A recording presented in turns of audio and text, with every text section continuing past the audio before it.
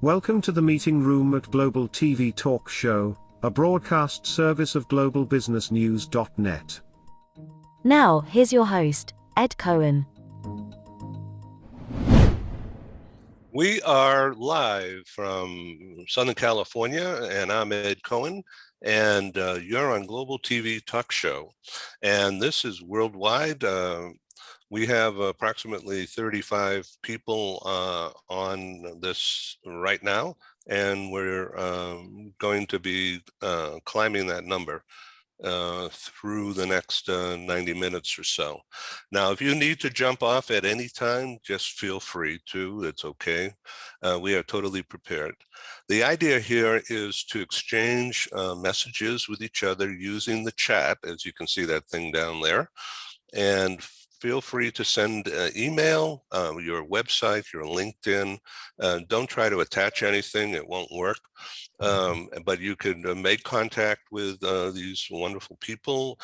Every one of the people who are visible and in the background who do not want to be visible for whatever reason would welcome hearing from each of you following this broadcast.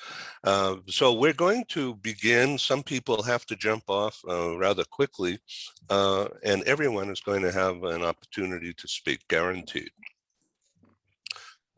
We have so many friends here who have been on our programs over the past 2 years, and we hope that you want to come back and do more. And in the weeks coming up, we want to take pieces of what we're talking about today and then enlarge that element into a separate program, which is, I believe, should be in a smaller format, not so many people, so that there can be an interface, a real interchange, a communication. So I want to introduce some people really quickly, and then we're going to begin.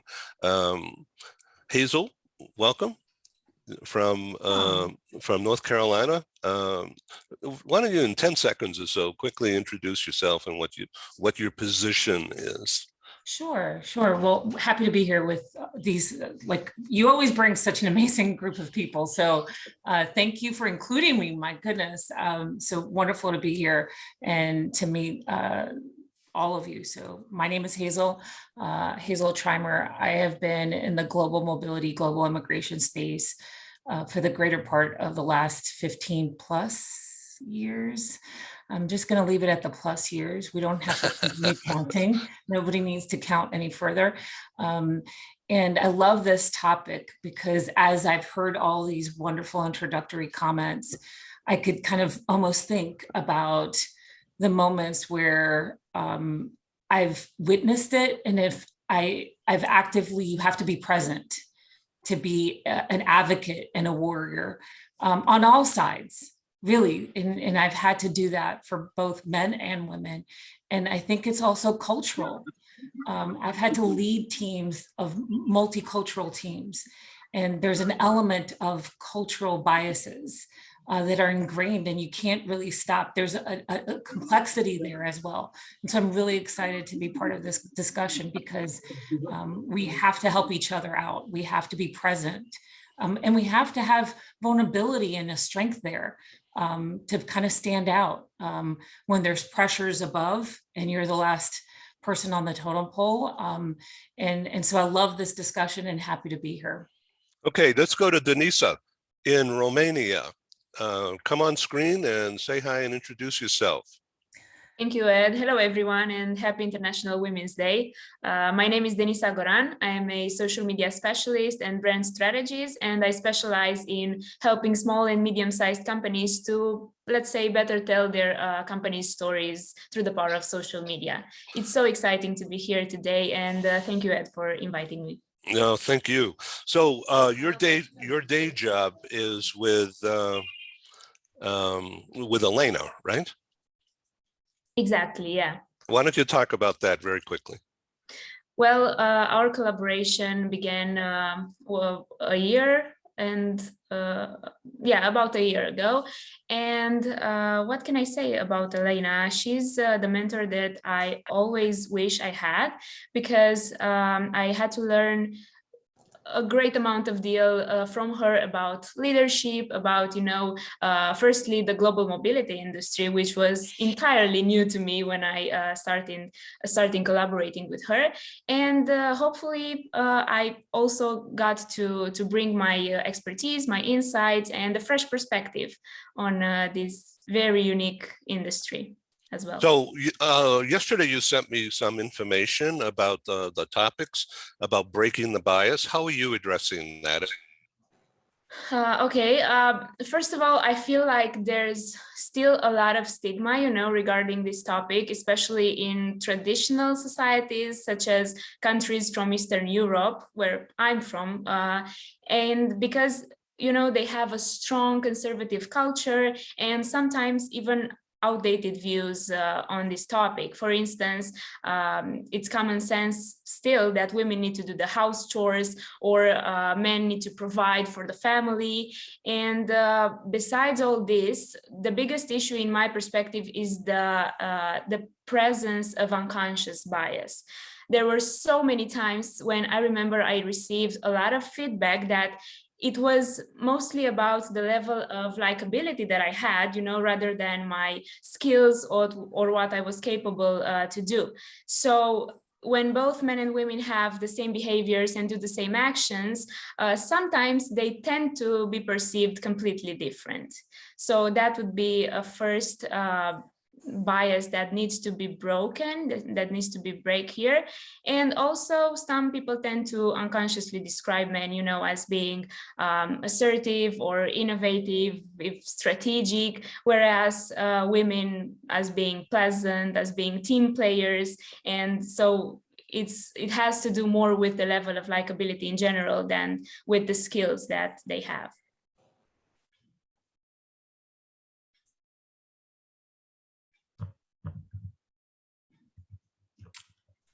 Oh, I hope we did not lose Ed. Let's I was see. going to say, I think we lost him. Yes. I was going to say that, yeah. You know what? Ed He is gone. gets himself with the multi-screens. Why don't we continue the conversation? I'm going to butt in there. Is there anyone who'd like to jump in and carry on with the conversation? Yvonne? Yeah, Yvonne I Dawn, was and then- going to simply because I have to leave at 10:30. All right, the two So- Yvonne. So, okay, Yvonne. Sorry. So I think research does show that if you have a brain, and we all do, we are naturally biased. That is that is a fact.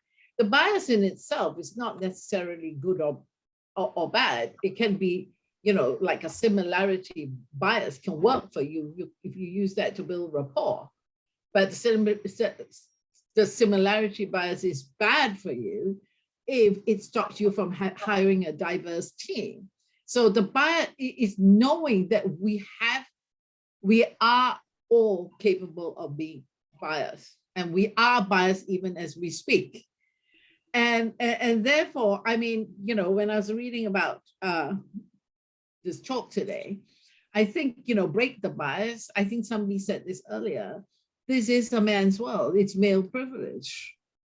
I mean, all the way across the spectrum, it's more intense in the conservative societies, but right to the US today, where it's supposed to be egalitarian. But the latest Harvard Business Review alumni of the business school, said that most women expected an egalitarian partnership when it came to career. But most of the men, until today, this is January 2022, I am not talking January 2000, the men still have the expectation that their careers take priority.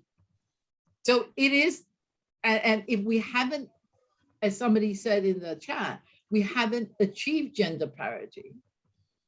I mean, I don't know, my word is equity Right. before equality. And if we can't get the equity, we will never have equality, which presumably the lack of achievement of the UN goals have shown that gender parity. Women are not getting the leadership experiences that they need.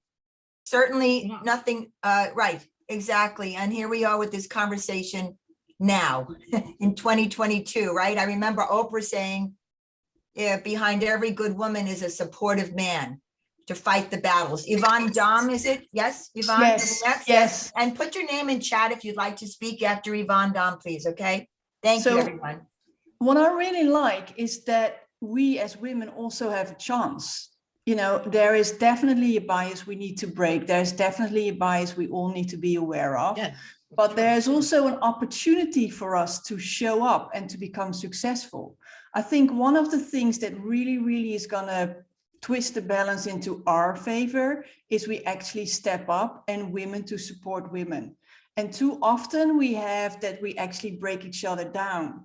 Whereas I think sometimes it's too much talk and too little action. And we really can show everyone that we are capable of so much more, because let's be honest, I think a lot of women are truly very powerful, as if only we allow ourselves. So if we really show them what we're capable of, I think a lot of the discussion quiets down.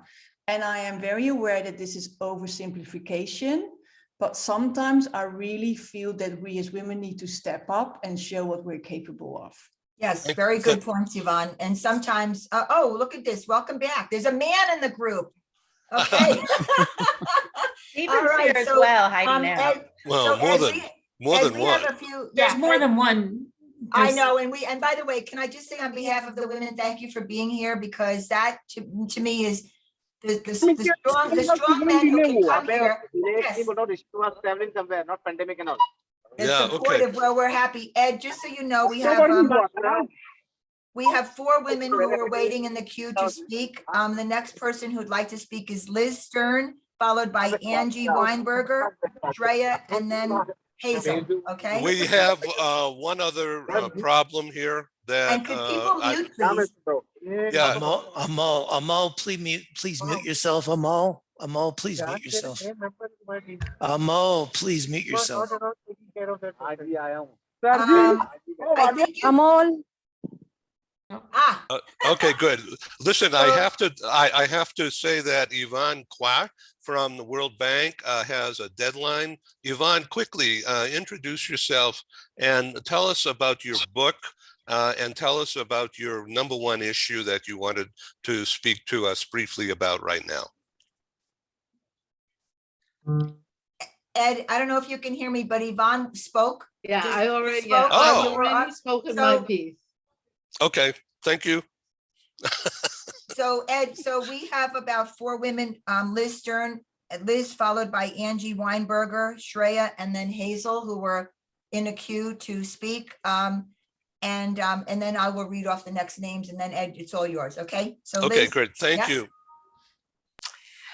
Thank you so much. I'm Liz Stern. I am the managing partner of a major law firm, Mayer Brown. I am also the head of the global mobility practice. This is the 3rd global mobility practice that I have joined. But I am fascinated by the comments today and relate to them so much along both the lines of unconscious bias, perhaps some conscious bias, and also women supporting women. I remember about 10 years ago, really having my first very serious boardroom position and knowing that I would be stepping into a boardroom that would be 12 men and me. And I am, you can't see how tall I am, but I'm 5'4" tall. I'm cross-cultural. My father is a Latin American diplomat, so from Latin America. And I have a very high voice, which I am deliberately lowering a little bit for purposes of this broadcast. And I thought, how on earth will I walk into that boardroom and attract any sort of credibility, knowing I'm dealing with these 12 men, all of whom happen to be quite tall, somewhat large, and with very deep and powerful voices. And what I noticed immediately is that the manner of communication for the men, there was, and I'm being myself now somewhat biased, but I saw a trend that in the boardroom context, it was very important that they be very decisive in their views immediately. And my style, which is much more female, I think, is I like to turn the prism a few times before I land on a course of action. And I had to explain to them that I was going to ask them questions and want to turn the prism and revert to the decision. And would they indulge me in this? And they did, but it took some work. And I will not say that I earned credibility right away. Now, 10 years later, I look at other young women stepping into those boardrooms and finding the same issues. And I think if I can remind and refresh that Yvonne, for example, said, oh, Yvonne said, and I'd just like to highlight what Yvonne said. I think we can support each other live as well as in leadership decisions to help underscore what we're saying and have it be taken seriously. I think that's very important. And seeing this cross-cultural group is just exciting of how much of that we can do. Bring up some really good points, Liz. And one of the major points that I coach women on all the time is our voice. Don't you hate when other women speak like this? So imagine, anyway, I'm not gonna, so Angie, Shreya, Hazel, Maria, take it away. Angie. I'm going to talk with my best professor voice today, even though I'm not a professor. I really love what you said, Liz, because I just had an experience similar to what you described. And I was so grateful to another woman on this meeting who said, but Angie wants to make a point here. And I thanked her later and said, thank you for making my voice heard. Occasionally, we need to support each other on these kind of things. I did the same for a colleague today, found out by coincidence, she was omitted from an email, although she was the organizer of the workshop that we were talking about. And I was like, why is she not involved? She should be involved. It's her job. And for some reason, she was omitted from the communication. I mean, how can that be in 2022? And we're talking about a senior person in the organization. So I wanted to make one important point. Even though I'm working as an executive coach, and even though I coach a lot of women with the topics you just mentioned, I also think we need to break the bias that thinks or says this topic, gender diversity, gender equality, is a topic that is only can only be driven by the women and their self-development. Yes, this is one side of the coin, but there's also a structural and a cultural topic that needs to be addressed. One or two of you mentioned that already. We need to work on culture change at the same time. We need to work on structural changes at the same time. And I think we also need to call out issues that we see in organizations. And when we talk about global mobility, I mean, you all see the numbers of female assignees versus male assignees. When are we driving this cause forward? We've been talking about this for 20 years, and still we have maybe 10% of women, female assignees on assignment. How can that be? So my point was just to make sure we're not just blaming it on the women, that there's no progress, but we also address the culture change that is required. Thank you. And happy International Women's Day. Thank you, thank you, thank you. Shreya? Hello, hi, I'm Shreya. I'm 17 and I'm a science student, author, and an activist. I'm here to speak about textbook sociopathy that women have to follow. In today's day, we see a lot of posters and signs where it's mentioned that women and men are equivalent, but over 75% of women in the world have less paychecks than men. Like, obviously, we choose less paying jobs, right? A female doctor, a female lawyer, don't we? So that is the textbook sociopathy that we all follow. Men love speaking about how they provide the bread and butter, bread and wine of the house. I believe that every woman has a capability if given the proper opportunity to.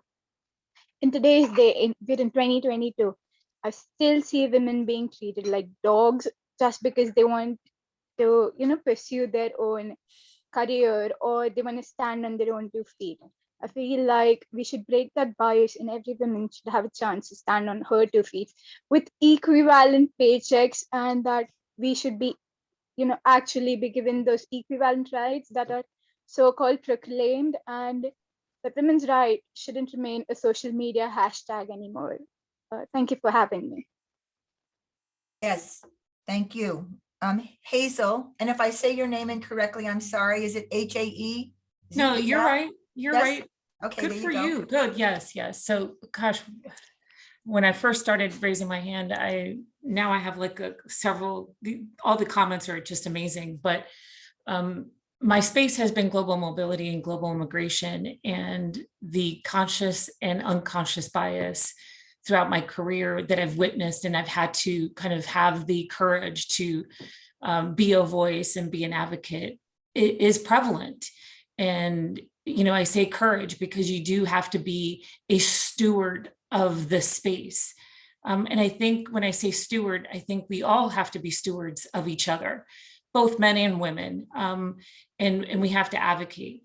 And so to Liz's point, when she was speaking, we have to have the space and say we are worth of being in this space. We are worthy of taking space. And so when you sit in that boardroom, you've earned that space. You are worthy of being in that space. And I think we have to remind each other, whatever field we're in, that we're in that space for a reason. We have earned that seat at the table, and that regardless of our voice, regardless of our stature, regardless of whatever parameters, how we think and our approach to our strategy and our approach to problem solving is different, but that is the beauty. Problems are solved around the world because of the diversity in thought. And that's how progress and evolution comes to play. And that's the beauty of what diversity brings to the table. And so that's why boards need to be diverse, because if everybody looked the same and thought the same, then we wouldn't make progress. And so I encourage all of us on this Women's International Day to embrace that and move that forward. And so that's my point number one. But point number two is, in my career of mobility and immigration, I have seen this take place in many ways, in policy creation and policy application, embedded in low tones.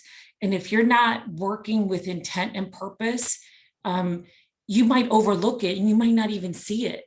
But when you feel like you're doing a job with intent and you're a steward of it, then you're constantly being vigilant. And I've had to kind of step in and say, no, a young girl that's single, she still deserves to have a package because that's the policy. It's not because she's not a mother and a wife and has a kid, a family of 5. No, the policy governs the application of giving her policy 4. And it doesn't matter. We still have to treat her equally as much as any other male counterpart, or we can't reverse discriminate. So biases can jade our application of even the most good intent, right? And so I encourage us as we go forward in our respective fields that it is the stewardness of how we apply and the filter by which we go about our respective areas, which will help us move forward collectively. And to the to the comments previously made, I agree. Salary, it's like the memes that we see, and it kind of jade us from thinking that progress isn't being made. But progress is being made. I'm in my mid to late 40s, but from when I first started to now, trust me, the noise is getting louder. The votes are getting moved forward. And I think every country that is now louder and louder, more and more countries are making progress. And it's less the countries that are not, and more the countries that are having parental leave that's equal for both men and women. The salaries the gap is getting smaller. So I encourage you that progress is being made. We're no longer, 20, 30 years back. So it is getting better. I'm optimistic. You bring up some very good points, Hazel, and I'm reminded of when I studied theater, She Stoops to Conquer was written in the 15 or 1600s. I encourage you all to read it. And the next person is Maria. Is it Maria Drueco? Hi, Diane. Yes, you got Yes. it right. Good morning, everyone. I'm joining you from Alberta, Canada. I'm an immigrant here in Canada. I came from the Philippines. And so two different worlds when it comes to experiencing bias and trying to break the bias. So in the Philippines, and I think most of the Asian countries, bias is still very prevalent. How they look at women, how they see the traditional role of women, how men support their wives. So I think until now, it's still an issue. It's still a challenge for people there to be able to address that. Living in North America here in Canada, I think I'm privileged to be able to express myself, to be able to at least try to do something to break the bias. But although it's very challenging, so my work is I have a human resources background. I focus on equity, diversity, and inclusion. And so when I speak with leaders, business leaders, and HR leaders, I really try to impress the point on them that you start with equity. I agree with Yvonne. The reason why we don't really move forward with gender equality is because we're not really addressing the basic and the structural inequity that is happening right now in the society, as well as in within the organizations. So when I speak with leaders, I try to impress in them, you have to work on equity, leveling that playing field within your organization, and then diversity and inclusion will be outcomes of that equity. And so, it's not just mindset and conscious bias, but I think there's a lot of deeper layers that we have to work into and try to help our leaders when it comes to creating that equity in the workplace, equity in the society. Again, for me, it's moving towards equality. It's moving towards equity from equality. That's the most important thing for me when it comes, because I've seen the result too. I've worked with some private organizations that really started to have that change in mindset, which brought about change in culture. It starts with leadership. You go about with accountability of your managers, and then you help and support your staff, specifically women staff. People are saying you don't have enough women in their talent pool. You do have enough women within your organization. It's just that you're not tapping into them. And so I'm happy to be here speaking about gender, not just gender equality, but gender equity. For me, I think it's moving beyond trying to understand our unconscious biases, but more on really working towards what is wrong with our society right now. What can we do to address this inequality and to address moving forward, creating that equity that women needs? What are the resources that they need that, it's not just about equality, but really what do they need as a women to be able to grow, to be able to advance in whatever position they're in. And that's, So Maria, it's very, very good. And I think equity before equality is, boy, I'm going to get a bumper made from my car on that one. I think that doesn't that sort of hit home for all of us? Because I don't want to be a man. I appreciate the women, but we have a lot of work to do in the world to support the women who haven't had the chances yet. So Maria, thank you. Bindu, are you with us still? Yes. And then Bindu, and then Reina, Niara, and then Barbara Bolt. Okay, ladies. Yep. Thank you, Please. Diane. Welcome. Yeah. Good morning, all of you. I'm Bindu from India, and like I wrote on LinkedIn, I'm not sure how many of you saw it. When Edwin asked me, to become on this show and talk about gender bias, I was really smiling because India is all about gender bias, right? From the beginning, it's a very patriarchal country. I mean, we call our country is supposed to be a woman. I mean, we refer to her as a woman when we speak about in our local language in Hindi, and we call her the Mother India. This is how we refer, but unfortunately, none of that is reflected in any aspect of the society.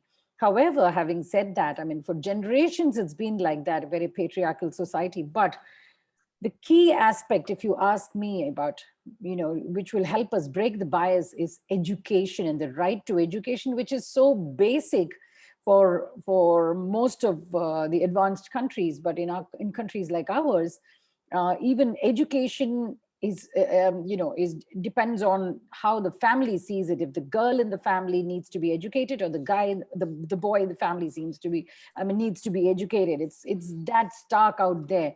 So things are slowly changing, and it's very, very heartening to see that from families across societies. I mean, we are such a layered society. So what you see on the surface, people like me who are privileged, I would say, with education and exposure and so on, is a minuscule percentage. The entire belly of India is still struggling with biases, even within the country. So somebody spoke about being tall or short. Even that can be a bias, even within women. In our country, we have color bias. So even women with color bias can, women can themselves be very biased. It doesn't take a man to be biased in a country like ours, which is so diverse, which is so sad. Because when you go in for a job interview, I mean, how short you are, how dark you are, everything can determine whether you get that job or not, personality or physical appearance. It's very sad that it's happening among women. I think that's where, things can change. We have to be more compassionate. We need to be more supportive of women, and we need to look at women beyond what you see, what they can. And we've experienced in many cases where if you have a boardroom and you have primarily dominated by men in the room, and a woman walks in, they're not sure of what her role in the meeting is going to be like. They're looking at you like, is she just there to take notes, or is she there to add value or diversity? Please mute. Please mute.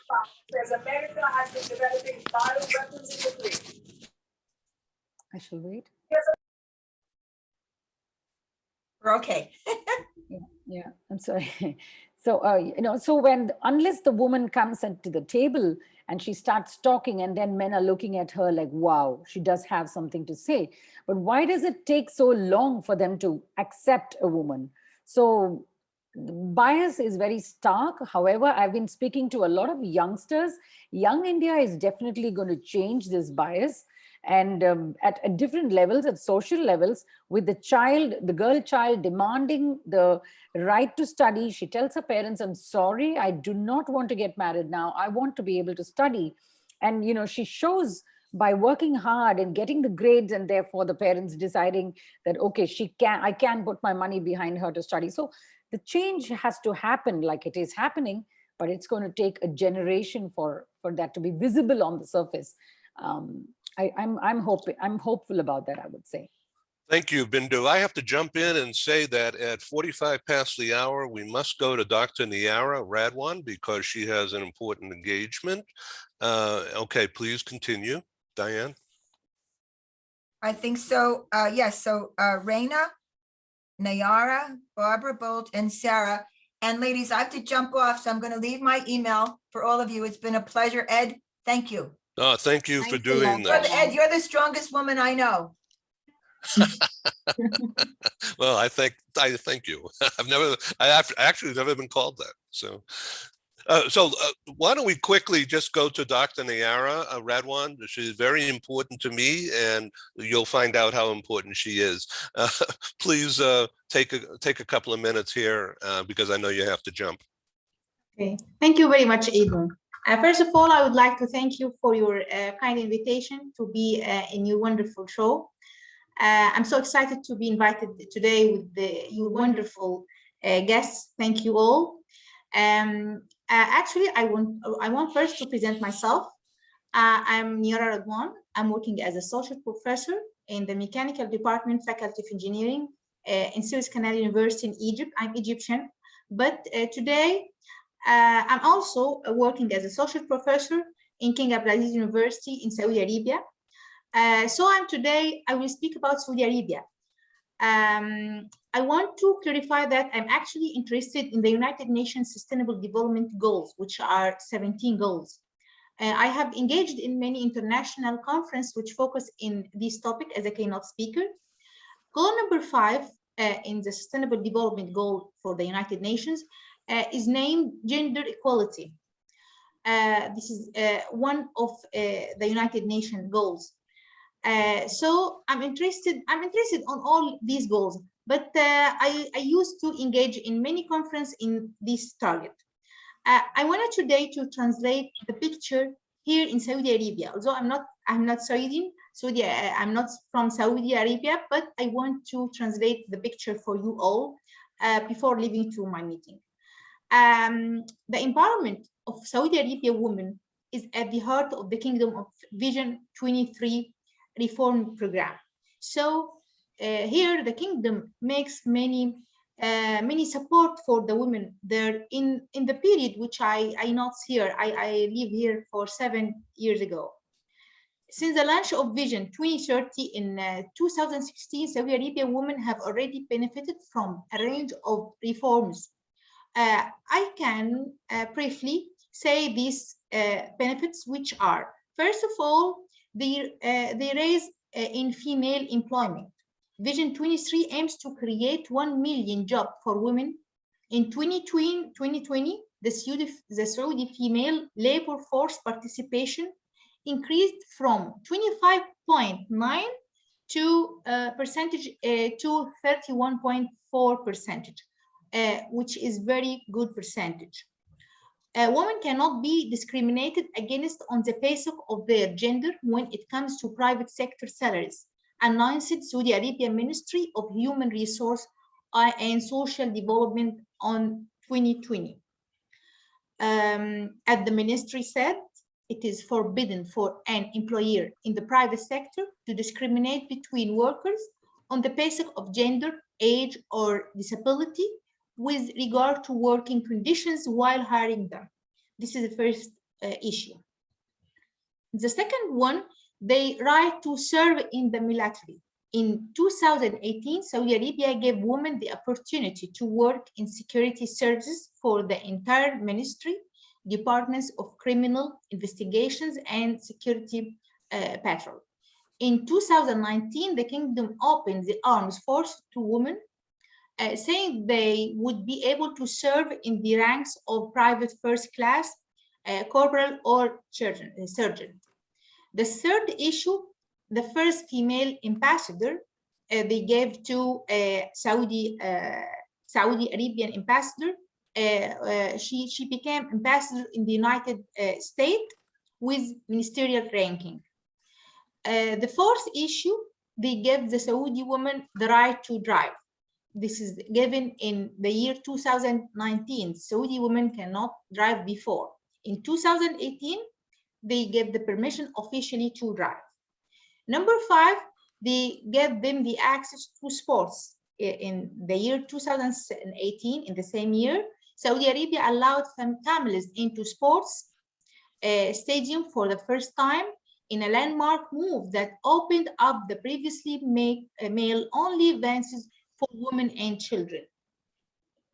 The second issue, they give them the freedom to travel. Saudi Arabia published new laws on 2019, allowing women above the age of 21 to apply for passports and travel freely without a male guardian's consent, which had been required previously.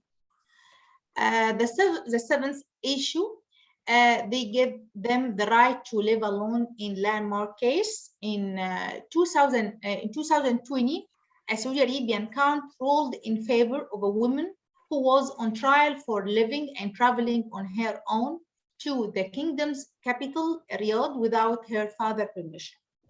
Also, they give women the right to join Human Rights Council. Saudi Arabia appointed 13 women to the Kingdom Human Rights Council on the year 2020. The 13 women now make up half of the board members. Also, they give female the CEO of the Saudi Research and Marketing Group. So for Saudi Arabia has come a long way in supporting women. I think it's important now to invest in institutions that are working on gender empowerment and institutions that promote economic, political, and civil rights for women. Thank you all. Thank you, Doctor. Everyone wants to hear from you. Please, if you haven't already, put in your email and your site so everyone can connect and use the value of these wonderful conversations tomorrow and the next day and forever going forward with new connections. Dr. Lynn Schmidt, I want to get to you in just a second.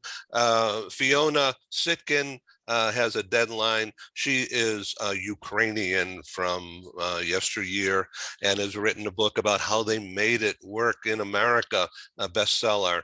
So Dr. Fiona Sitkin, you've got, like, unfortunately, not a lot of time here, but please quickly tell us about what's going on with you and your friends and family and relations in Ukraine. Thank you for inviting me, Ed. All the questions that Ed Cohen has been asking, and I know Ed for over 10 years, are very pertinent and important for gender bias. And of course, thank you for asking about Ukraine. Well, we are in contact with friends and family every day. No good news so far, but today we are focusing on gender issues, right? Well, the questions that you ask are very important, I believe, and in my opinion, the number one aspect of gender bias is self-bias. It is especially typical of the women, and I speak of America, of the United States. Women from boomers and Gen X generations, we were brought up to know that we are somehow second rate, that we are subservient, kind of, in the family, at home, and practically always on the glass ceiling at work. The younger women, however, have been brought up with more confidence, and I hope, I'm sure that the life will be more kind for them. Now, as for the future, I believe that things are changing in the United States and everywhere in the world. I don't have direct stats. All the statistics, reliable statistics that I know come from The Economist. I trust their intelligence unit. They show progress for the United States and for other countries as well. Now, the most important question is, of course, what we personally can do to fight the gender bias, to break the gender bias and create equality for women and girls, of course. Yes, I can do that. I feel I can, and I do it. As a Ukrainian American who came to the United States as a Fulbright scholar in cross-cultural and translation studies, I knew that it was within my competence to author the book, How They Made It in America, Success Stories and Strategies of Immigrant Women. And I was talking about immigrant women in America from diverse backgrounds and described 18 of them, the most prominent who gave me live interviews. Well, in this book, I do break the bias against Excuse me? In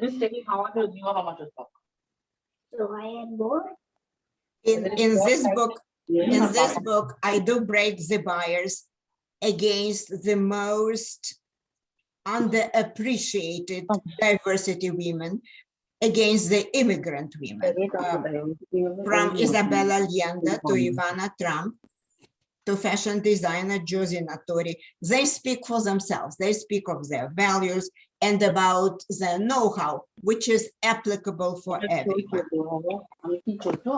Hey, please mute.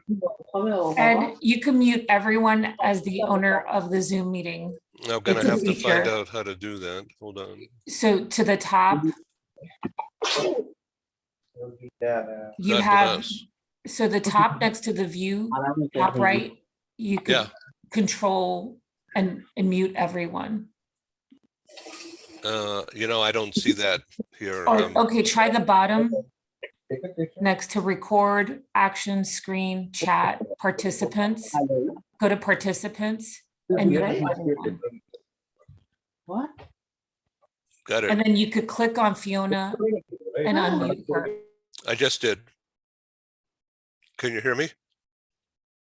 All right, but now the one who's speaking has to speak. How do I do that? I mean, I think Fiona can unmute myself. Do you hear me now? okay, good. Take it away. Yeah, okay. I unmuted myself, so fine. Thank you. That was an interesting interruption, huh? A good exercise in managing technology, huh?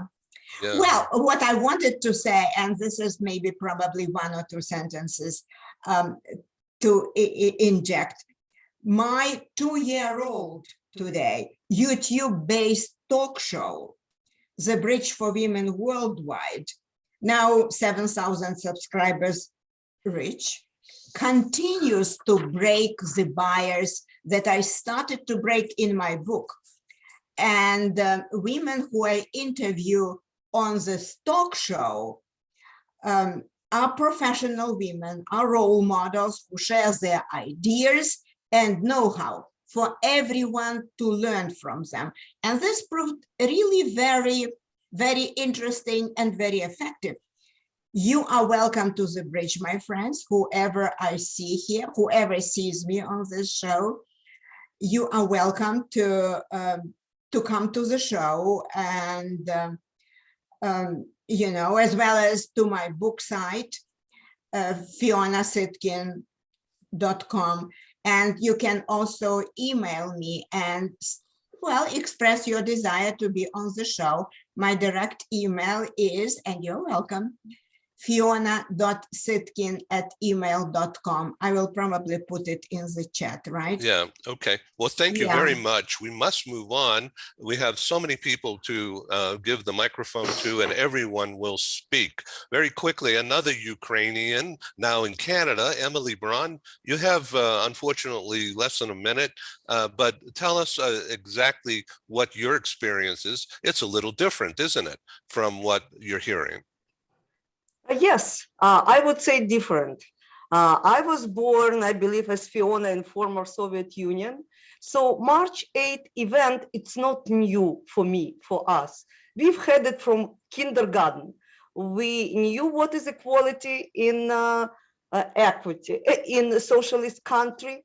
And I don't know if I can express it in 1 minute, but you all know probably in general what happened in the Soviet Union. You can see what's going on now in Ukraine, actually in Eastern Europe. I had the experience living in Middle East, in different countries, what is now former Soviet Union. And I see the big difference between North America, Middle East, Asia, in regards to women situation. Obviously, women have different situation in Asia, in different cultures. So we speak about cultural change, but we need to understand difference in culture. In our North American culture, it's much more towards women. As Fiona mentioned, look how many leaders we have. And if women actually need to fight, and they do it, it's in Middle East, in Asia. Yes, we have some issues in North America, but let's use critical thinking. Let's look at this in balanced way. How many women we have already in power, in CEOs, actually in different countries as well, presidents, leaders of the companies. So cultures are different, and the change in culture is, you know, the most hard to make. So yes, we're all working to change this culture, but let's use critical thinking. I can tell from my particular experience, I have engineering degree, I changed 4 or 5 different professions living in different countries. I never get less pay.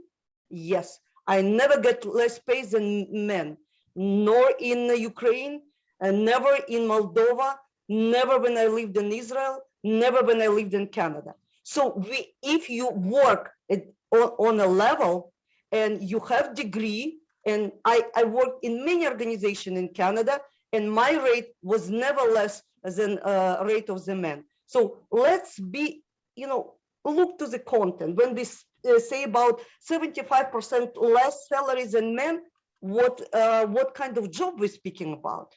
And I am about value of woman, to be a woman. We are strong. We can be, and we are strong being head of the family, and some women prefer to be leader in the family and enjoy life as a woman, mother, wife, and other women might, have different preferences working towards some career goal. As for me, I see a lot of issues in North America in particular because men became very weak because we women get somehow involved in it. Let men be strong. Let's don't be aggressive towards men, obviously, in a kind of balanced way. Because what we have now women doing all the job and men afraid sometimes to say a word. It's incorrect. We will get it as a boomerang to our family, destroyed family, and for future generation. I feel you would understand me correctly. I'm a strong woman. I was always strong and I proved it. And when you know value of yourself, you will really lead in North America, especially. And I wish every woman in every country the best today. Emily, please put in the chat your website. Emily is now focusing in on helping all of us find a better life by going to a favorite place to work from anywhere. And thank you, Emily. Please put in that message in the chat so everyone can take advantage of you and your expertise in marketing and helping people move to a better life. Okay, Dr. Lynn Schmidt is the originator of this idea, and I've been implementing it. And Diane Devitt, of course, has been a godsend today. And so Lynn Schmidt, what do you think about all this? This is terrific, isn't it? Yeah, exactly. I mean, what's important is having the conversation. Which creates awareness. One of the things we talked about yesterday's conversation is originally coming on the call, there was a large lack of awareness of the degree of sexism that still exists out there. We tend to focus on, wow, we now have 37 CEOs in the Fortune 500, woohoo, it was 9 when I did my dissertation 10 years ago. I mean, there are things like that, or we say, this is the first Black woman to do this. This is the first that. In my mind, I won't be happy until we stop saying the first. I mean, we shouldn't have to do that. 37 CEOs out of 500, so what? And there's so many numbers, the wage gap, so many things, harassment numbers, so many things have gone backwards. So I think the value of these types of calls is creating that awareness, because sometimes all we see on social media is the 1 or 2 positives that are happening. And not to say that there aren't positives out there, there certainly are, but the numbers are getting worse in many ways. And until we acknowledge that and do something about it. So I think that's what the value of this call is to create that awareness. And what can each one of us do? How can we take a step to be anti-sexist? Whether it's speaking up when you hear a microaggression, I mean, that's the place to start, really. When either you experience someone saying something to you that may have become normalized, but it's sexist, saying to the person, well, what did you mean by that? You don't have to get angry. Or if you hear someone else experience a microaggression. So it's really, I think the value of this is creating that awareness, hearing from around the world. I mean, my book is global. So I read and collected stories from women around the world and men. But I think hearing people's experiences from around the world is fabulous as well. Everyone's going to have a chance to speak here. I want to go to Sri Lanka. Sarah Samoan, you have been practicing, you've been doing it for a long time, helping women. Please intro yourself and tell us about the 3 main things that you wrote about to me today. Hi, everyone. Greetings from Sri Lanka. And I've resonated so much with what every one of you have been saying. Basically, I pioneered the global mobility industry here in Sri Lanka, been in the business for 30 years. And the hardest part I had was explain to everyone that global mobility is different from event coordination. As a female in a presence, bringing multinationals and corporations and assignees in, the first thing they would ask, they wouldn't understand that we actually made things happen. Uh-oh. We seem to have lost the recording. Can you hear me? Tio, would you like to speak now? Women's Chamber in Sri Lanka, and we do a lot of policy advocacy in unconscious biasness. And hearing all of you talk, I was thinking I would love to share with you an action item that we did, which is a survey on how unconscious biasness played a part in accessing finance for women entrepreneurs. And then what we did about it by actually going to financial institutions, education's agendas on how banking sector, making it gender sensitivity trainings. I think, Ed, you put such a wonderful diverse group together, and I'm thinking, you know, there's so much that we could bring together these learnings and come up with action items in each of our communities. And I'd just like to put that out there. Thank you. Thank you.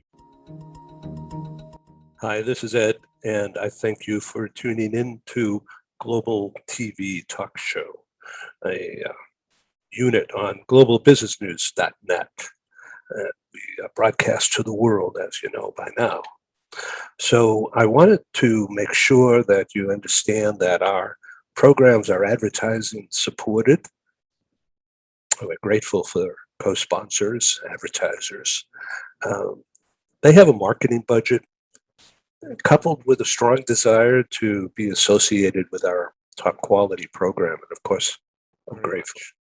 Well, here's our advertisers, and we'll be back in just a couple of minutes or so, and we'll proceed with this interesting conversation. Thank you.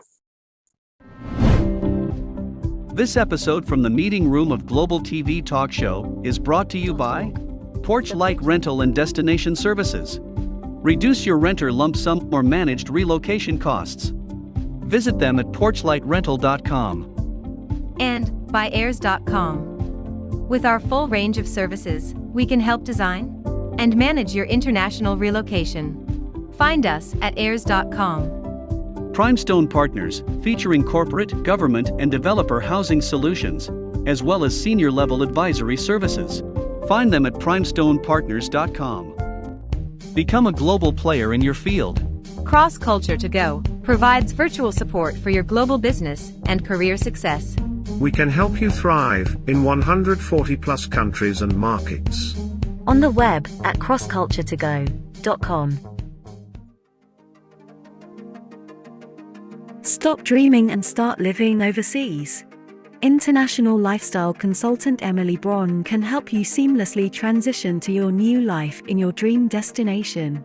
Whether you are a retiree, a digital nomad, or a mobile executive, Emily Braun can make your transition overseas a success.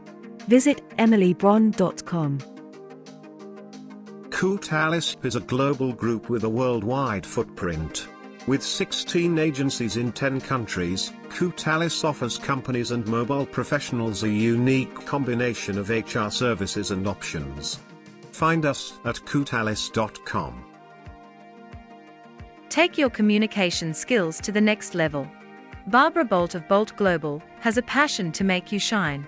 As our globe expands, effective intercultural communication and presentation is a must. Visit boltglobal.com. We are pleased to welcome Adamo Education as a proud sponsor of Global TV Talk Show. The concept of a microschool is the reimagining of the one-room schoolhouse. My name is Tamara Becker. I'm the president and CEO of Adamo Education. The microschool concept really does not just lend itself to the personalization and the customization of learning, but also the social development and fostering that sense of love for learning. Unlike what we see in traditional brick and mortar schools, we have multiple grade levels in the same learning space.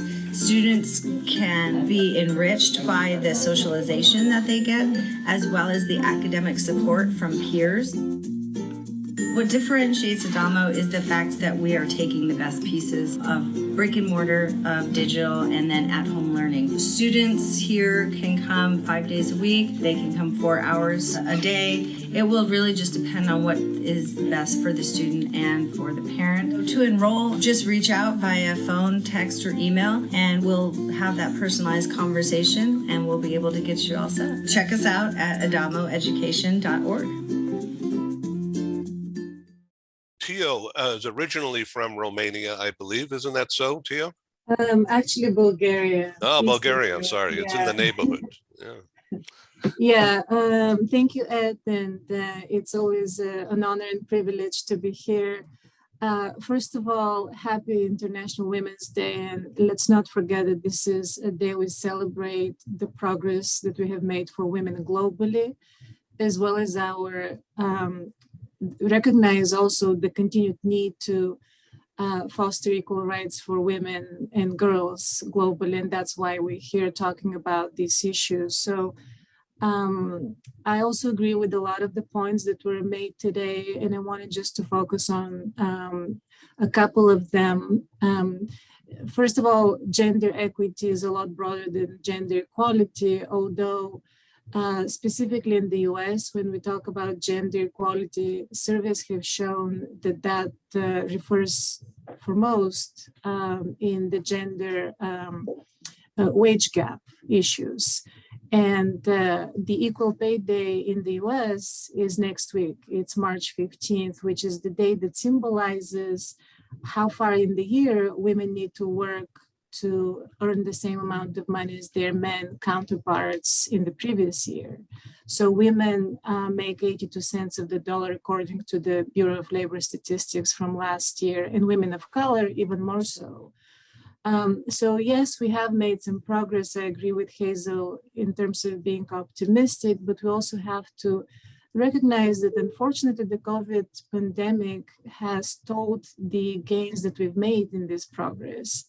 And other reports show that in February 2021, women participation in the US in the labor market is only 55.8%, which is the same number it was in April 1987. So we're talking about being 30 years back.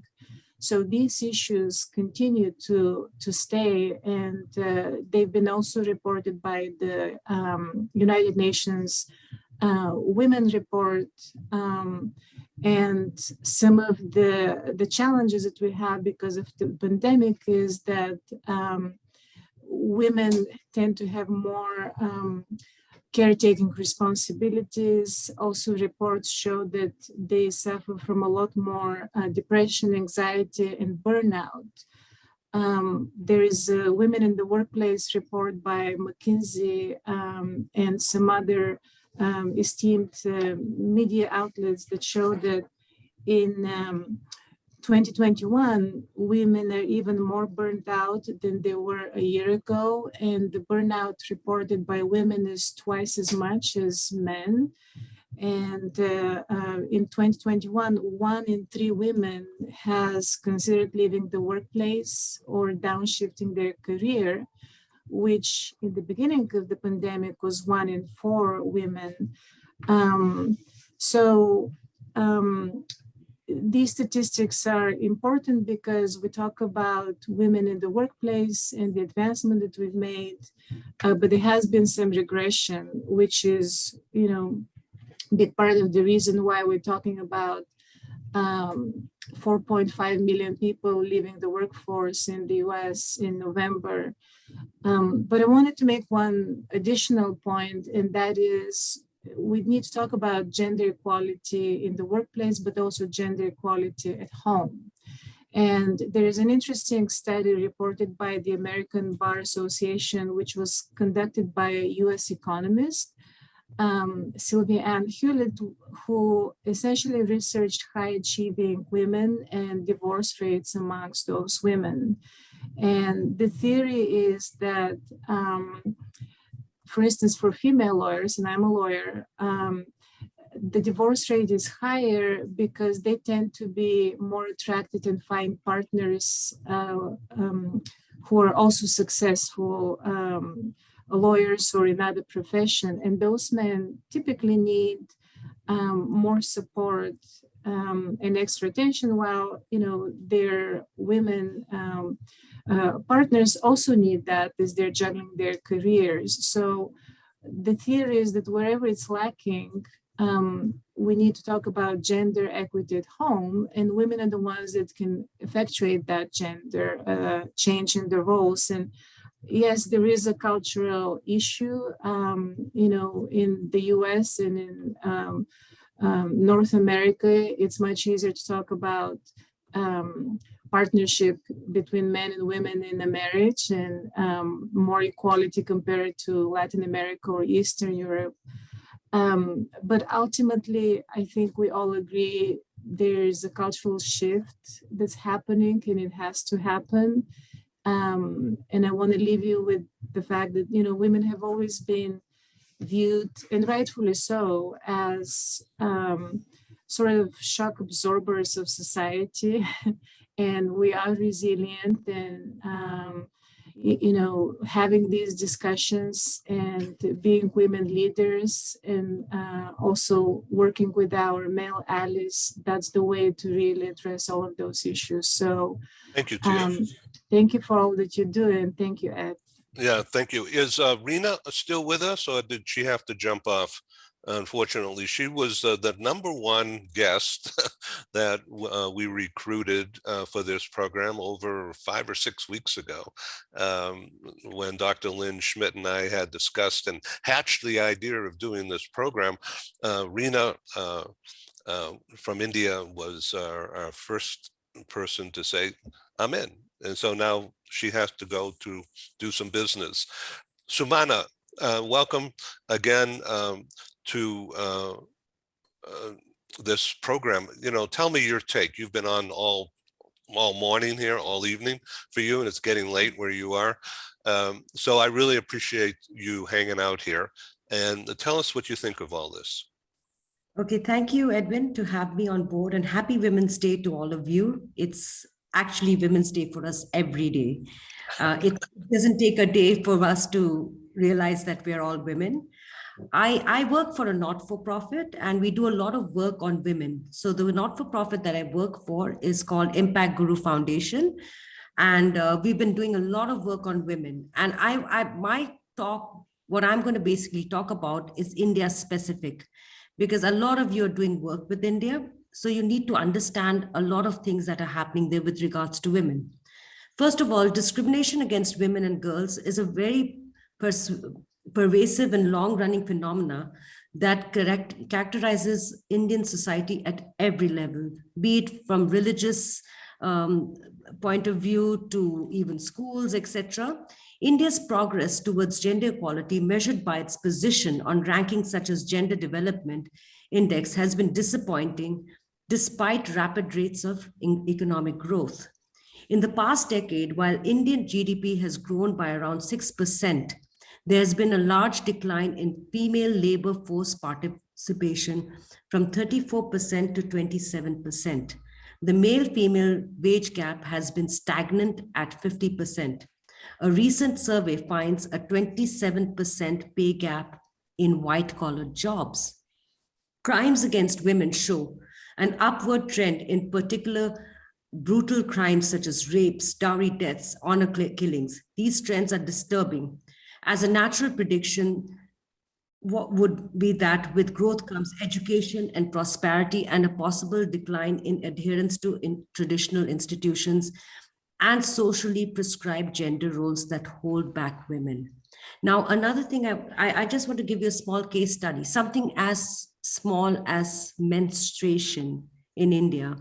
We have to have programs for menstrual hygiene to sensitize women and the families that they live in that menstruation there's nothing wrong with it. But we're still having to do it in this day and age, where even going to a religious place, if you're menstruating, you cannot enter because you're a woman.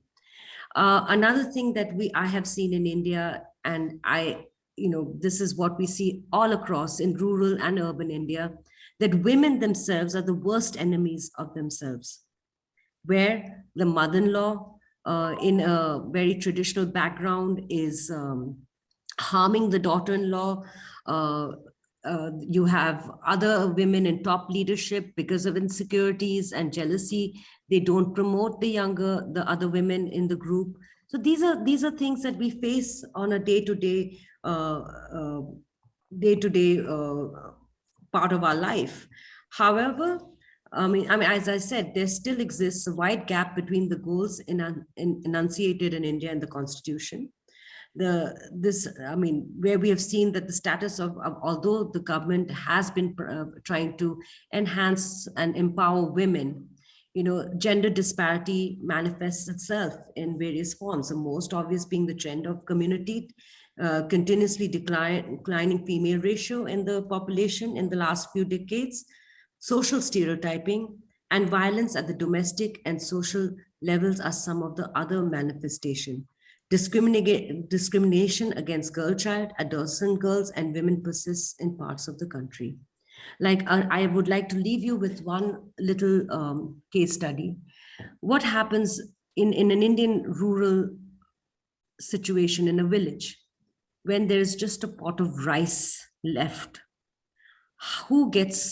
It's usually the male child who gets the first serving, then the men who are considered to be the working part of the family, and last and least is the women of the household.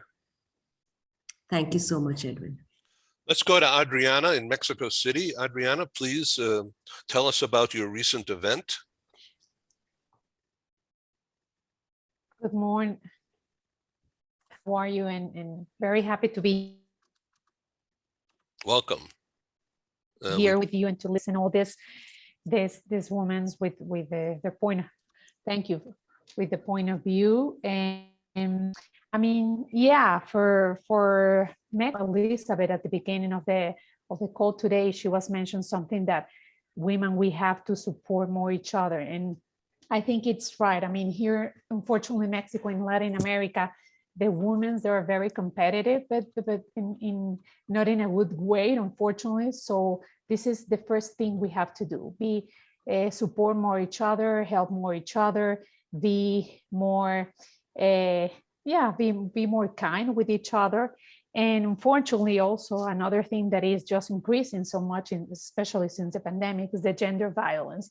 Here in Mexico is just so sad, the gender violence. So we have many things to do, many things to work on. So I hope that, getting all together and really making an effort and working together, we can just, help much more on that. And somebody else today, they were talking about equity before equality, and I think it's right. I mean, that's the right thing to do and to support all women. So yeah, many things to do and many things to work in our Latin American countries. Well, thank you so much for being on the program. How was your recent event? Very good, very good. I think more and more women, there are just. I'm sorry, you're freezing up. We cannot hear. Let's go to Barbara Bolt. Thank you for being so patient. They know they can change their lives. They know movement. So yeah, very good and very happy for the results of that event. Great. Thank you for participating here. Barbara Bolt, who's an expert in communications. Yeah, I wanted to just share briefly that I didn't even know about International Women's Day here in the US until I moved to Italy. I mean, I don't think we celebrated it in the US in the 90s. I moved to Italy in 94, and I probably realized what International Women's Day was in about 96 when I saw on March 8th, all these women would have yellow flowers. It's called Ginestra or Mimosa in Italian. And people were just handing them out on the street. And I got to work that day and I'm like, what is this? And they were like, oh, we celebrate International Women's Day. And I think it might have been the sort of socialist communist origins of the holiday that was part of the reason why we didn't really celebrate it here in the US. But I also wanted to make a comment about a young woman I just was coaching, because communication does have such a huge impact on the way that women are perceived, women and men both really. But I have a client who's a young Mexican woman. She's in automotive. She's a purchasing professional. And in her she wanted to become a better communicator. So she asked her company for coaching and they did provide it.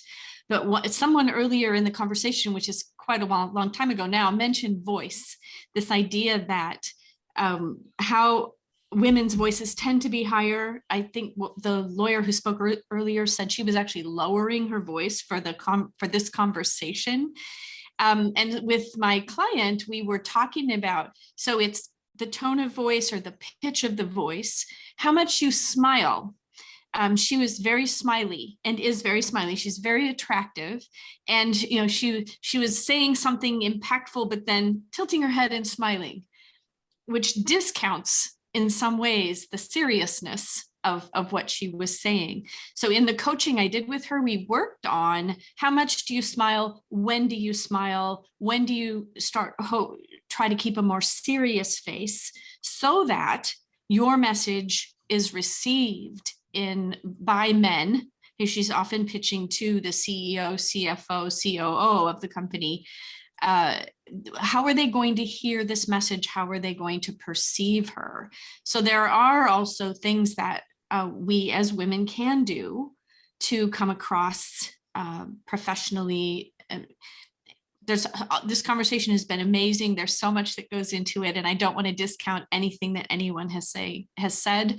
I simply want to add this little tidbit that it's something we maybe have to think about that men don't have to think about so much. Let's quickly go back to Mala Hamnani. What do you think of all this? You've been sitting here for more than an hour, and you know, it's your turn now. Okay, thank you. Pleasure to be here and absolutely delighted to hear all of you. I have I'm here still from the very beginning because I'm absolutely loving it. Just a little bit about me. I'm an executive coach for women, and I work a lot with students as well. I've lived in 9 different countries across continents.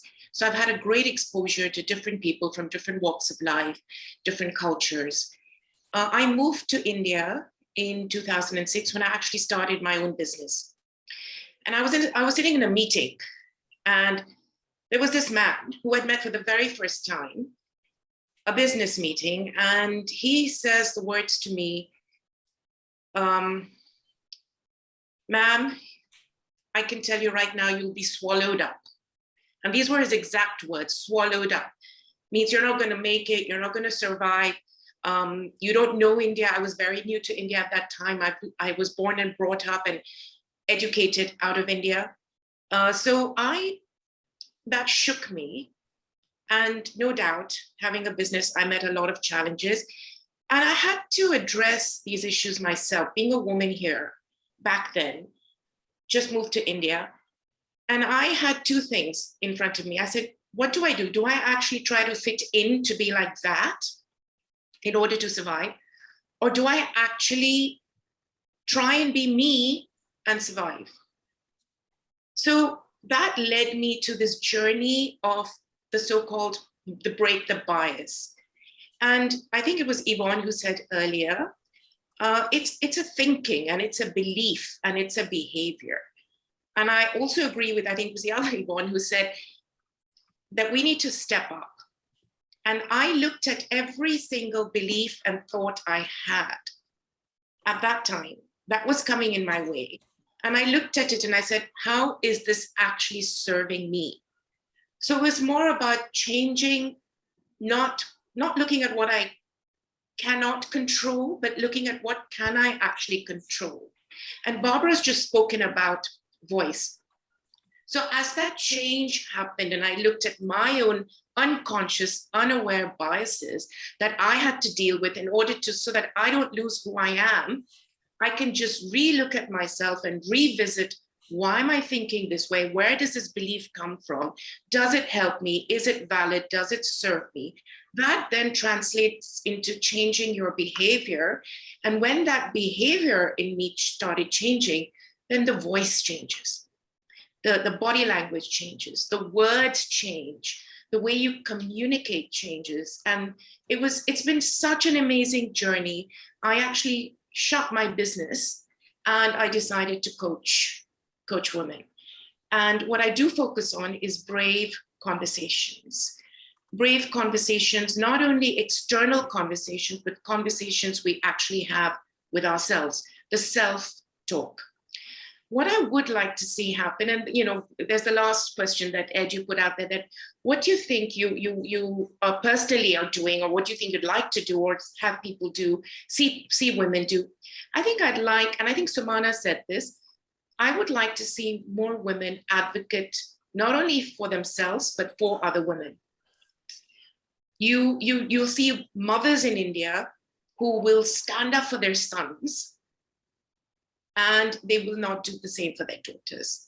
You will see mother-in-laws, mother-in-laws, mothers, aunts, sisters. You'll see everyone is more like the brother or the son.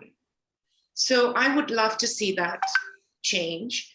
And so I work mainly with, I do also believe very much that it's not just a social need or a social culture we're trying to change. I think it actually is needed in the world of business. We need women speaking more, especially in technology, in the industry of technology, which is our future. That's our future, right? We live our lives by using technology. We need more women's voices to come in and contribute. Talking about more, let's welcome Sandipta. Hi, Ed and everyone. Thank you so much for having me here.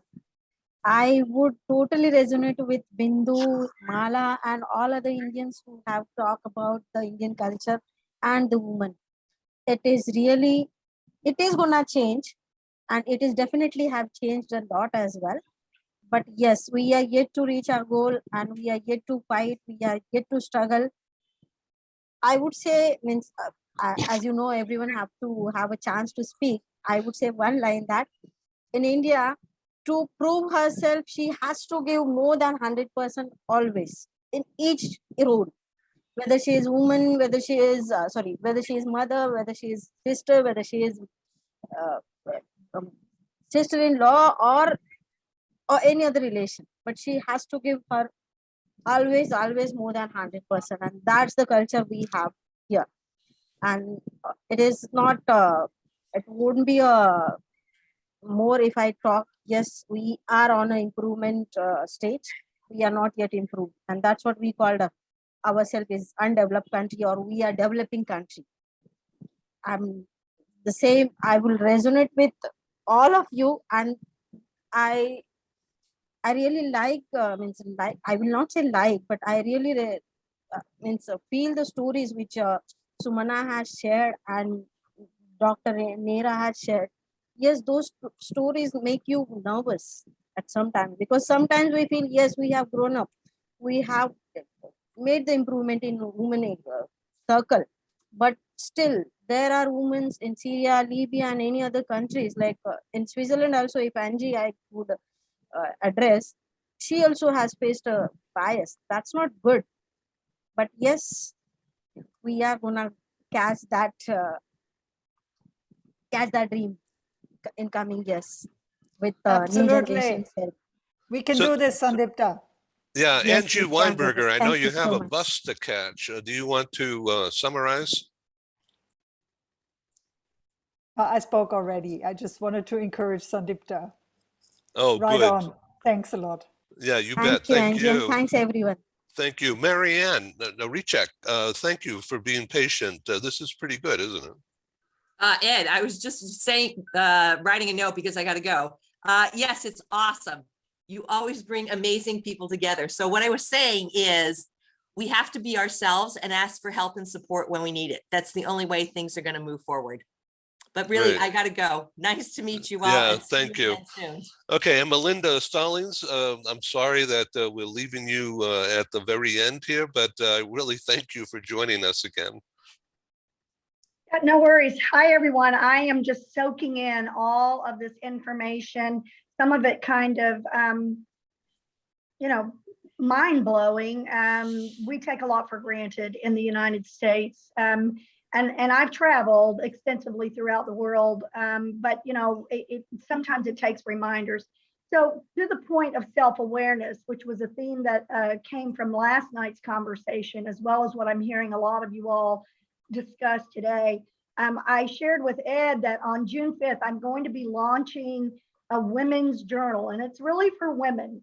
And it's going to be discussing the 7 aspects of self, which are spiritual, physical, mental, family, career, finance, and social.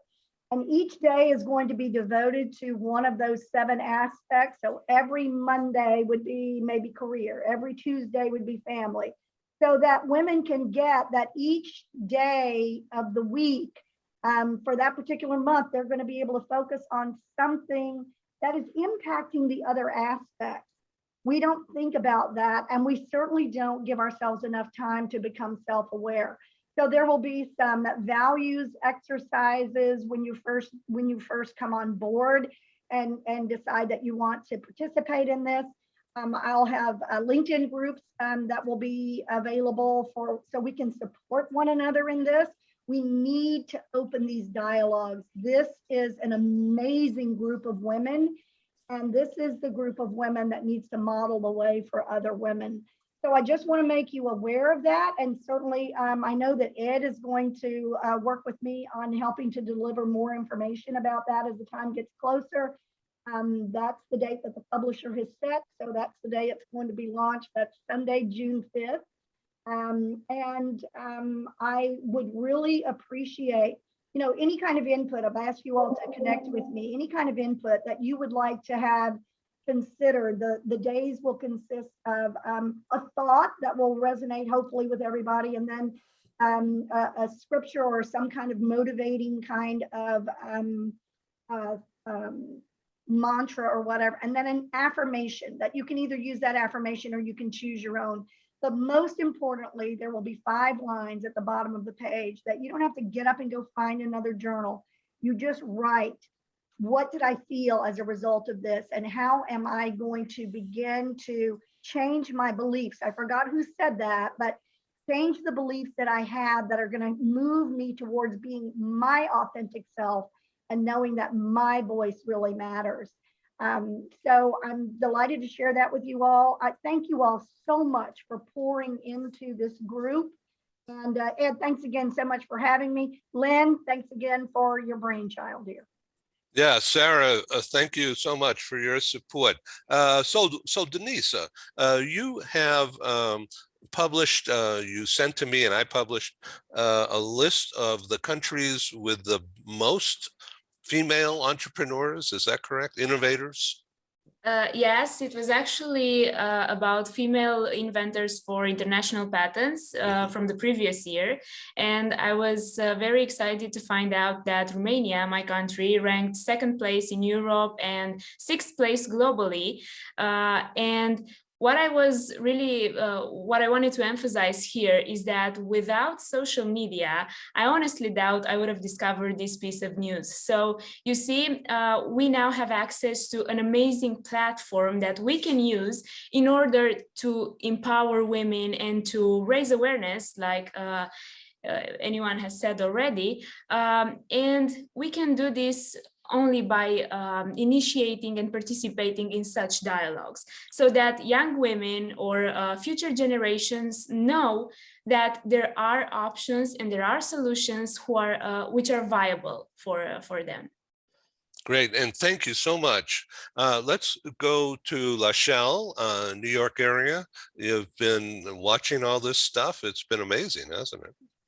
It's been great content and a lot of fun to be a part of it. Thanks for inviting me. And it's a great time to not only celebrate year-long as we should be, but really just to kind of keep ourselves mindful of, some of the issues around unconscious bias. Listening to everyone, there's a few things that I guess I could touch on. One is maybe thinking of how are we describing our colleagues out there, the women, whether they're perky or sweet or nice instead of strategic. I liked whenever somebody brought that in. And I think that this is an area where we also can go the other side of it, is that when somebody is strategic or they have a good mind, a good idea, sometimes we can say, oh, she's a little too bossy. So coming back to what Lynn said is, let's make sure we're not the worst enemy in the room and, stereotyping that other woman because of our own competitiveness that we might bring to it, to be very supportive in those rooms. I think the other thing that I was noticing in the chat, and I think this might have come from Lynn as well, is looking at ageism and talking where Hazel was talking about policy for mobility, is being careful that we don't create policies that are then setting that unconscious bias up or creating the bias for women in mobility. We need to have the benefits available, because if they're in those baby making years, then we may not be giving them the professional opportunities because we don't want to have them taking maternity leave while on assignment. So we need to be forward thinking in this and say, it's okay, they're still bringing a lot to the table, and recognize that they have that opportunity as well. So there are so many areas that we can do. And yesterday I had the privilege to participate with several other global mobility professionals that are in the job search process right now. And sitting in the room, that we were all in the same place, we're competing for the same jobs, and we were helping each other, sharing our ideas, making each other feel supported and keeping positive. This is the kind of thing that we can do. Find those ways, regardless if you're competing for the same thing. Be supportive to your fellow colleague out there in whatever way it is, whether it's a peer colleague in your industry or anything else, or just being a good human being. So I think that that's kind of my main takeaways. And I just also want to say that yesterday I saw a news piece, and it spoke about the Ukrainian women and what they're doing in the war efforts and how they are really making a difference. And when you listen to stories like that, it's so heart-rending to see what's happening and to see their just courage and everything that they're bringing to it. So thanks for bringing everybody together today to celebrate International Women's Day and for giving all of us a voice. Thanks. Shelley, what kind of job would you like to have? We have a recruiter on the program today, Karen, in Sweden, and I want to make sure you guys meet. So please connect with each other. My job is to bring people together, So Shelley, what kind of a job do you really want to have? Looking in the global mobility space, so really a regional level role or head of a mobility program. Lived in Stockholm for a while, loved it. It was a great place. So yeah, I'm definitely looking to fill that regional level role again. Yeah, Karen, yeah. What say you? Please feel free to reach out. Okay, so exchange in the chat, okay? Yeah. Karen, I really thank you for being on the program. Did you find it useful? Absolutely, absolutely. And it's so inspiring to hear each other's stories. And my takeaway is that there's so many strong and powerful women, and you're all doing a great job. It's just a shame that we only need to celebrate this on the 8th of March. I mean, we should celebrate every day because we're doing a good job. Yeah, this has been really cool. So we have more than 100 chats in this show, and I thank you all for doing it. I really appreciate Sarah Samoan from Sri Lanka staying up this late, and thank you for being involved. What are you going to work on tomorrow when you get up first thing in the morning? Back to work from International Women, celebrating International Women's Day. Today has been all about that. Yes, but I've actually already started connecting it with everyone here. Thank you for bringing people from across the continents. It's really important for a 22 million country like ours to learn such examples from all over, and that's what I would take away. And I've just reached out to people, to some of the members here. I would love to have their voices heard in this part of the world as well. And maybe we can organize another conversation with our Sri Lankan women entrepreneurs and men who support us. Thank you. We have launched a new service here, a subscription called Global Press Club, and you'll all get some info about that later, but we are looking for members, of course. And with that comes a whole toolkit, if you will, of public relations services, including coming on programs like this. So more about that later. And in other words, what we've done is we've engineered and curated a system that everybody uses or should use, and that is placing company news, blog, a video clip, and article or white paper put it somewhere that the world can see it. And Global Business News, Global Press Club, is a vehicle that is designed exactly for that purpose. And that's the end of my pitch. But I wanted to just to say, you can carry forth this messaging in an organized system. You don't need me to do it. You can do it on your own. But we just provide a mechanism and an orchestrated management system to take all the worry about doing it. You still have to do it, but we'll do the work getting the message out to the world. Okay, so more about that at another time. Lynn Schmidt, would you like to sum up? Yeah, thank you. It's been a great conversation. It's been excellent to hear the global examples. And I think it's been a conversation that has created more awareness for everyone about how women are impacted around the world in regards to sexism and actions each of us can take. So I think that's what the real benefit is of these types of conversations. Yeah, thank you, Barbara Bolt, for that nice message. I appreciate you. This is the end of this program. I really don't want it to end, but I think a lot of people want to go to have a drink or do something else. And it's a little after 8 a.m. here, 8:30 in the morning in California. And I'm about to have a breakfast. And I have to tell you that I've really enjoyed this. I've learned a lot. I'm really grateful to have the initiation by Dr. Lynn Schmidt, and Diane Devitt did a great job. You could see why she's so successful. So let me quickly just tell you a little bit about Diane Devitt. She is a New Yorker, in case you couldn't tell from her dialect, but she used to be on Broadway, and then as a very young woman, and then she has turned those skills of presentation, being present, learning expression, into being an top of the market trainer of CEOs and conference organizers. Not a conference like this is peanuts compared to what she has done with thousands of people in Las Vegas, Atlantic City, Miami, New York, huge enterprises. And then she's run them. And so she and I are launching, as we mentioned briefly, a media training program.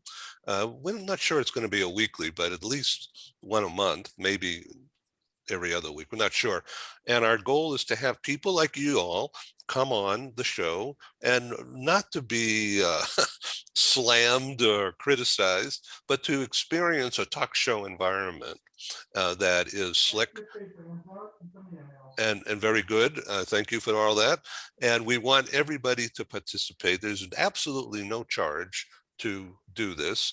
If you would like to have exposure, then you could put a logo on the program and become one of our co-sponsors. It's only $100 a program. But the idea is that we never charge anybody for admission. Everybody is welcome. And the idea is to get used to talking to an audience. Okay, we have to end this. And I really appreciate all of you for being with us for the last 95 minutes or so. Barbara Bolt, do you want to add something? I'd just like to say this was fantastic, Ed and Lynn. The idea to put this together and invite all these women from all over the world was just brilliant. And I think we've all learned a lot, had a great time, and put out some very intriguing and interesting content. So thank you so much for providing the platform. Absolutely. Fiona Sitkin, are you still with us? No, I know she's busy doing other things now. And anyway, she's in touch. And Emily Braun, are you in touch with people in Ukraine? Yes, I am even trying to help some refugees, via my company or part of global Exodus Global Relocation. But, there's a lot of different aspects that each country in Europe now taking over. So it's a process. And my heart is really with people in Ukraine. I'm speaking daily with my friends and relatives who are fighting now. So yes, there is a situation. I'm sorry, I was a little bit emotional, but there is a big difference, between our hardship here And you can see what women in Ukraine together with men are doing, fighting for their land, for their life, actually, these days. Let's pray. Really amazing to see people in the train stations in Poland, yeah, holding signs saying, "We have space in our house, be our guests." That was amazing. Yeah. Wish we could help. Dr. Lindschmidt, thank you. Maria, thank you. Mala, thank you. Lachelle, thank you. Sarah, this has been great to have you on the program after all these months. And Angie Weinberger is coming back on. Let's see what she wants. Hello, Angie. Well, I guess there you are. You're on audio. Thank you, Angie, for being involved. I know you're helping some people in the relocation industry do more for the refugees resettling across the world, not just in Poland and Eastern Europe. And we'll be following that story. So thank you all. Let's end this. Have a nice evening, a nice day. And please come and visit globalbusinessnews.net. It's free access 24/7. I try to update it almost daily with something. And we have so many broadcasts that are going to be published in the on-demand free access. Those will be coming up in the coming weeks. We'll be producing about 150 more programs through the year, and some of them will be in series, like I've mentioned, media training and about geopolitics. And I want to continue this topic, Dr. Lindschmidt, and perhaps you'll help me, guide me to do that. Great, thank you.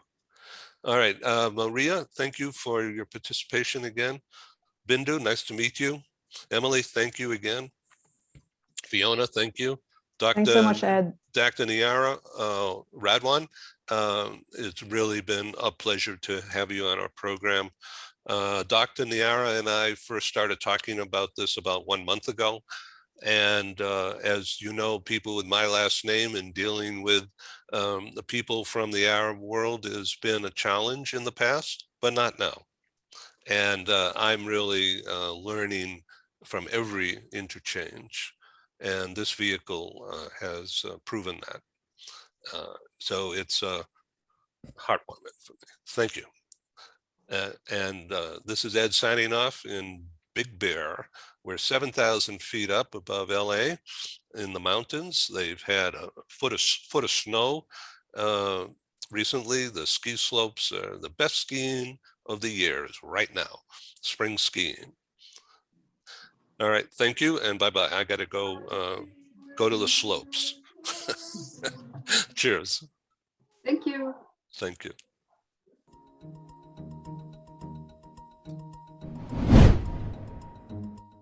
Thank you for joining us in the meeting room at Global TV Talk Show. Have a wonderful day, and stay safe.